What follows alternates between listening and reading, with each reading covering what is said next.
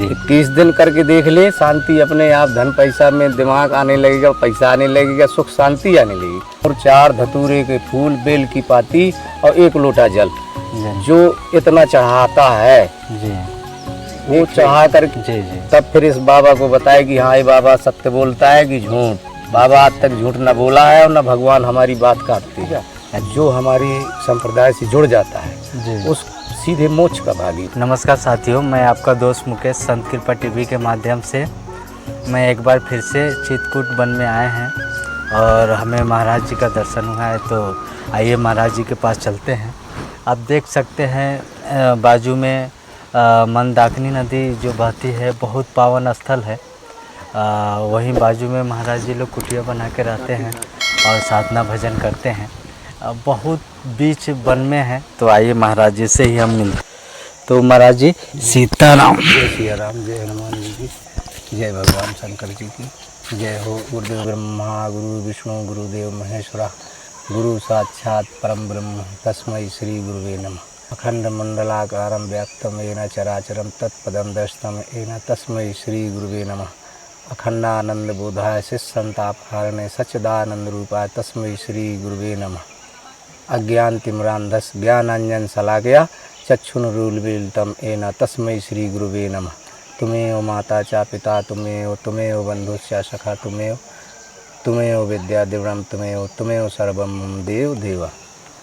सबसे पहले हम गुरुदेव का ही भजन करना चाहिए और सबको करना चाहिए, क्योंकि गुरु साक्षात भगवान का स्वरूप होता है। जो गुरु चरणों की पूजा करता है उसको सब कुछ प्राप्त हो जाता है।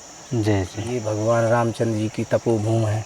जी जी। इसको यहाँ टाठी घाट बोलते हैं। अच्छा। तो ये टाठी घाट के नाम से जंगल में यहाँ सभी साधु संत तपस्या करते हैं। जी जी जी। हमारे गुरुदेव जगत गुरु है। जी जी। हमारे गुरुदेव का नाम श्री 1008 श्री जगत गुरु पुरुषोत्तमाचार्य जी महाराज, हरियाणा पीठाधीश्वर, लक्ष्मी नारायण दिव्य धाम, फरीदाबाद। अच्छा अच्छा। उन्हीं के हम कृपा पात्र शिष्य हैं।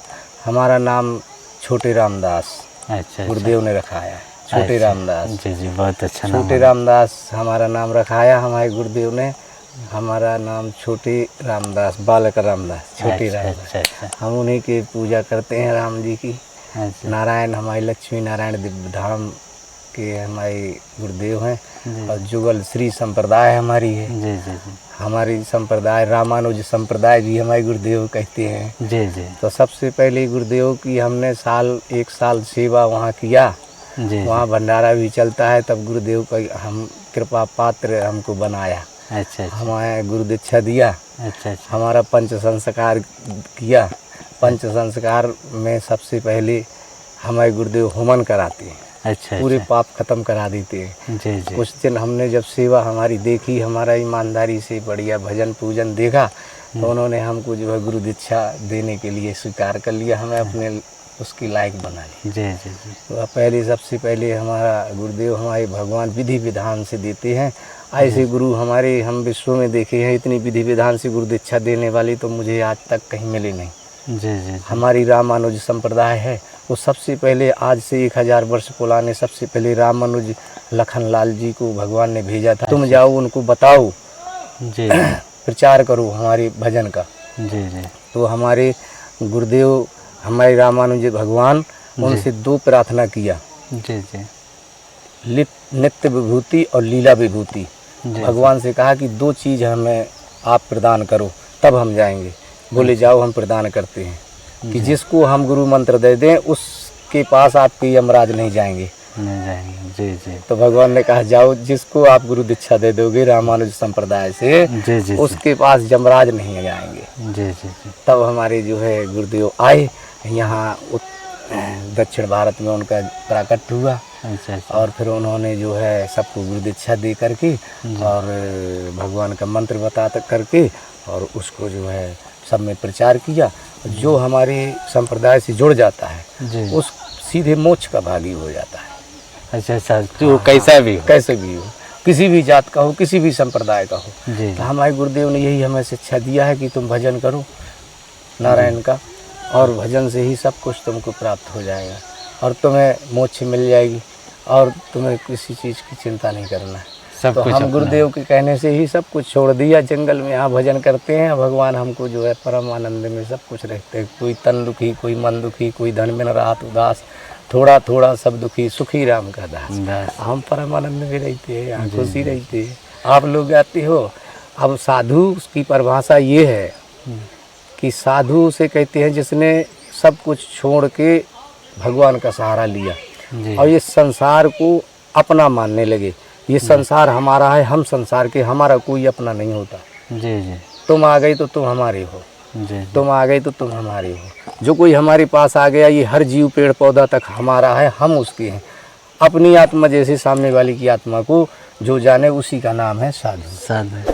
तो महाराज जी, बहुत सारे लोग हमसे प्रश्न पूछते हैं कि धन प्राप्ति का कोई सरल उपाय हो तो वो महाराज जी से पूछने के हाँ, लिए। तो धन प्राप्ति का हमारे जो करोड़पति बनना है, धन रूपी लक्ष्मी, पुत्र रूपी लक्ष्मी, धन है, पत्नी रूपी लक्ष्मी, वैभव रूपी लक्ष्मी, जी ये अष्ट लक्ष्मी 8 प्रकार की हैं। जी जी ठीक है, तो ये चाहिए है तो सीधे भोले बाबा को प्रातः उठ करके जी चाउर 4 धतूरे के फूल, बेल की पाती और 1 लोटा जल, जी जो इतना चढ़ाता है जी वो चढ़ा करके देखे, जी जी तब फिर इस बाबा को बताए कि हाँ ये बाबा सत्य बोलता है कि झूठ।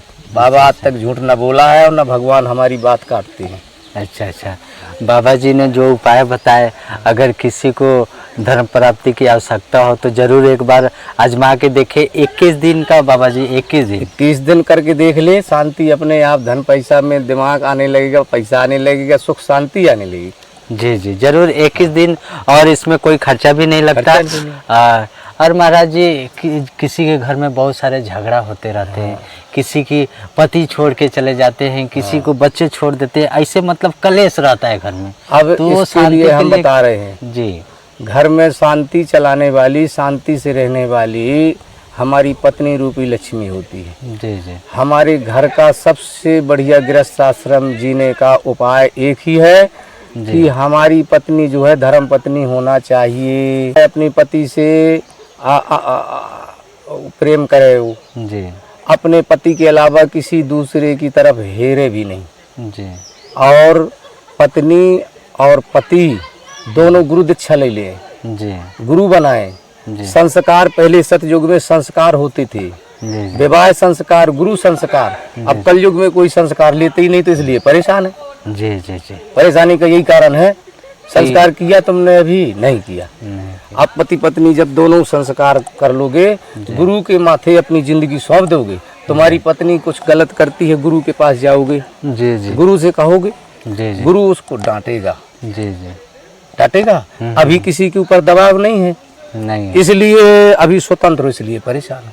जी जी और तुम गलत करोगे, पत्नी जाएगी गुरुदेव हमारा ये हमको ऐसा जी बोलता है, तो उसमें क्या होगा कि वो तुम बंधन में बन जाओगे, तो तुम्हारी अच्छी ज़िंदगी चलेगी। यही संस्कार है। एक विवाह संस्कार पहले शुरू में होता था, 2 बार संस्कार होता था, पहले शादी फिर गौना। जी अब ये कल युग में नेतन के दम पे, नेतन के नियमों से तो ये संसार चल रहा। पहले ऋषि मुनियों के नियम से चलता था, जी। धर्म और ग्रंथों के नियम से चलता था, इसलिए परेशान। तो आजकल महाराज जी विवाह भी 1-2 घंटे में होने लगे हैं। पैसा दे के लोग खुद ही अब बोलते हैं कि कम से कम टाइम में करा के दो। इसीलिए तो परेशान है ना, कि देवी देवताओं को नहीं कोई मानता, अपने को स्वयं भगवान मानने लगा इंसान। जी जी जी देवी देवताओं को और गुरुओं को कोई मानता है? नहीं नहीं। स्वयं गुरु है, सब कोई कहता है कि हम तुमसे कम है क्या? आजकल गुरु ज़्यादा है, चेला ही नहीं। चेला कोई बनना ही नहीं चाहता, कहता हम काहे कुछ चेला बने, हम तुमसे कम है। अब बिना चेला बने भक्ति कैसे आएगी? राम कृष्ण से को बड़ा जिन्होंने गुरु की, अब वो भगवान को क्या जरूरत थी गुरु करने की? जब उन्होंने पृथ्वी पे आए, मनुष्य का रूप धारण किया, तो गुरु किए कि नहीं किए? किए अब आजकल कोई गुरु करता नहीं, इसलिए सब परेशान है। सियावर रामचंद्र की जय। 108 और 1008 हमारे सनातन धर्म में ये जो नंबर है, ये क्या महत्व है इसका? इसका एक टाइटल है संतों का, जी 108 कह दिया जाता है संत को, अब 1008 महंत को। और अच्छा। फिर महंत से बड़ा होता है जगत गुरु, वो महामंडलेश्वर, जी। मंडलेश्वर से बड़ा महामंडलेश्वर, महामंडलेश्वर के बाद जगत गुरु। जी तो इसी प्रकार से ये टाइटल है संतों की।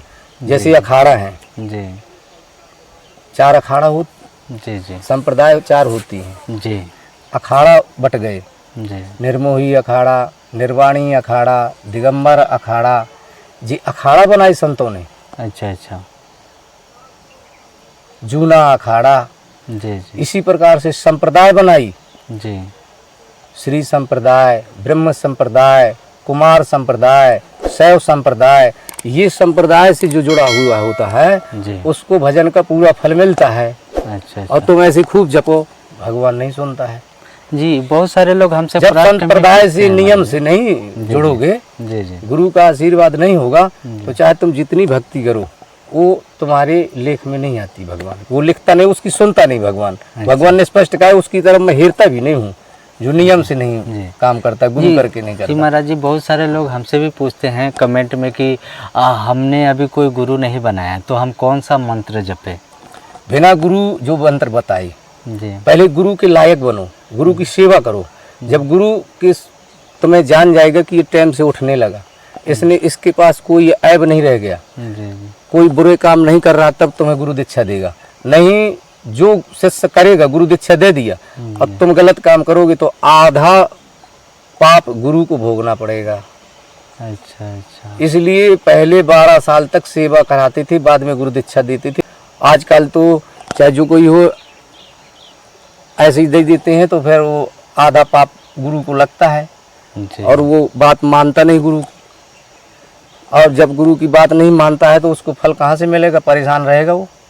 नहीं नहीं, अपने गुरु के बताए हुए मार्ग पे ही चलना चाहिए। जी, अब जी, हम लोग पूरी रात जगते हैं, पूरी रात भजन करते हैं, 3 बजे 4 बजे उठ जाते हैं, बैठ के भजन करते हैं। जब तक संत नहीं कहेगा, जब तक मैं तुम्हारी बात मानूंगा नहीं, वो जैसा कह देगा उसकी वाणी में ही मैं वास करता हूँ, भगवान ने कहा है। जी जी इसलिए संतों को सब कुछ दंडवत करता है, नहीं संतों को क्यों दंडवत करे।